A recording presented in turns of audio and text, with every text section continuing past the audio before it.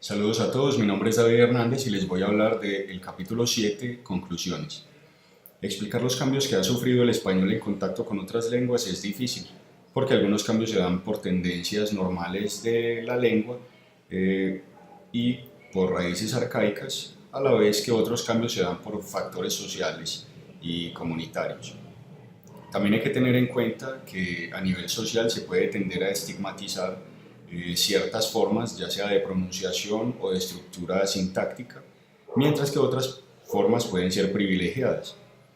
Por eso hay que tener en cuenta las circunstancias sociohistóricas, económicas, políticas de las lenguas que están en contacto para saber hacia qué punto se dirigen esos cambios. Sabemos pues que todos esos cambios no se dan por una causa única o singular, sino que se da por una multiplicidad de factores. El castellano a nivel estructural ha cambiado poco. Cabe mencionar que hay personas bilingües que retienen elementos de su lengua materna para poder lidiar con los nuevos desafíos de la segunda lengua. En mi experiencia como docente he compartido con profesores que prohíben a toda costa el uso de la lengua materna dentro de sus clases, pero yo considero que hay herramientas de vital importancia que esos estudiantes pueden utilizar para llegar a un aprendizaje óptimo de la lengua extranjera. Lo que debemos hacer es pasar a idear la manera de utilizar esas herramientas que los estudiantes ya poseen en su lengua materna para poder aprender una nueva e incluso una tercera. Citando a Thomason y Kaufman, 1988, lo que distingue una situación de préstamo de una situación de interferencia lingüística es el tipo de transferencias lingüísticas que se dan y el orden en que éstas aparecen. En el caso del préstamo, los cambios se pueden dar principalmente en el campo del léxico, mientras que en el caso de interferencias se dan a nivel fonológico y sintáctico.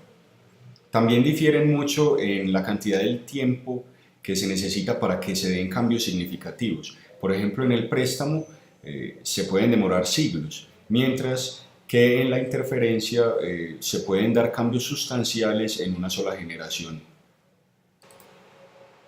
Es importante mencionar que una lengua tiene mayores probabilidades de ser transferida y de permear a otra si comparte estructuras con la lengua recipiente.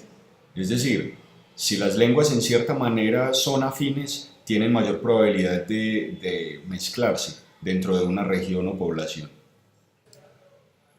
Vamos a hablar ahora de los cambios a nivel fonológico. Se han presentado sobre todo cambios en este aspecto a nivel de vocales y consonantes, pero en muchas regiones esto sucede gracias a las lenguas nativas del territorio. Sin embargo, a nivel social, este tipo de pronunciación y estas formas lingüísticas tienden a verse menospreciadas o se tienden a estigmatizar como de una escala social baja. Por lo tanto, los individuos que en el momento tienen un mayor acceso a la educación y a las tecnologías de la información tienden a adoptar formas que les garanticen una inclusión globalizada y abandonar esas formas que son tan regionales. Sin embargo, y a mi modo de ver las cosas, el hecho de que hayan pronunciaciones típicas de una región ayuda a fomentar el sentido de pertenencia y la unión del grupo que comparte dichas formas. Hablando ahora de los cambios morfosintácticos, podemos decir que el español no ha sufrido un cambio radical en ese aspecto.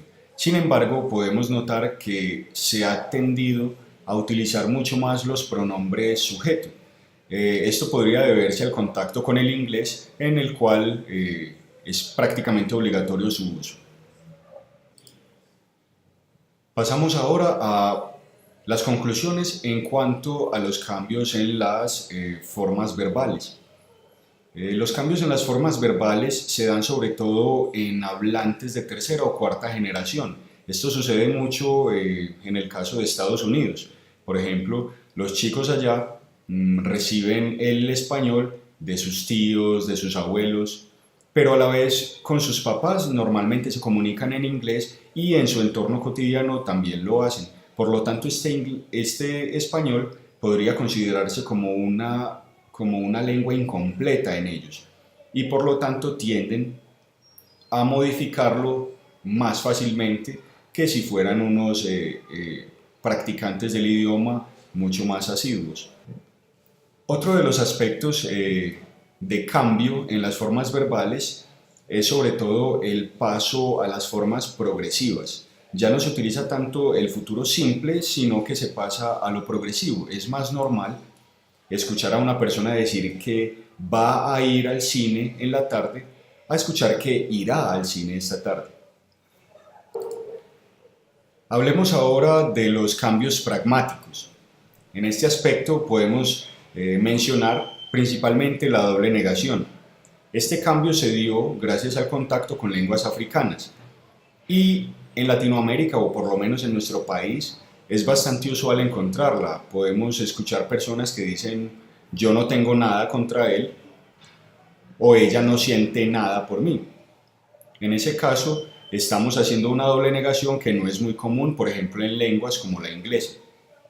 También vale mencionar que hay cambios en los mandatos, en la deíxis, que es el proceso por el cual se menciona una persona, un lugar o un objeto que no está incluido en el discurso, que está externo o que solamente existe en la imaginación al momento de hablar.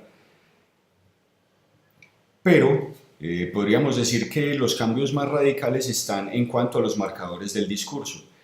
Sobre todo podríamos dar el ejemplo de la palabra pues al final de una oración para denotar el grado de convicción que tiene la persona que habla con respecto a lo que dice. Los paisas utilizamos mucho expresiones como esta sí es la mejor hamburguesa del mundo, pues. Eso denota que no se puede refutar la afirmación que acaba de hacerse. También hay otros marcadores, sobre todo en personas bilingües, que son incluidos de una lengua en otra, sin que la persona que lo dice se dé cuenta de ello. Eso ocurre mucho con la palabra so. Cuando la ponen en discursos en español, personas que hablan inglés y español muchas veces lo hacen y no se enteran que la palabra so es un elemento extranjero. En algunos casos, algunos teóricos pues argumentaban que la palabra so también está incluida en el español y tienen razón, pero estamos completamente seguros que la inclusión de esa palabra en un discurso en español es poco probable, ya que no se escucha comúnmente. Así que es una inclusión de un marcador extranjero dentro del discurso en castellano.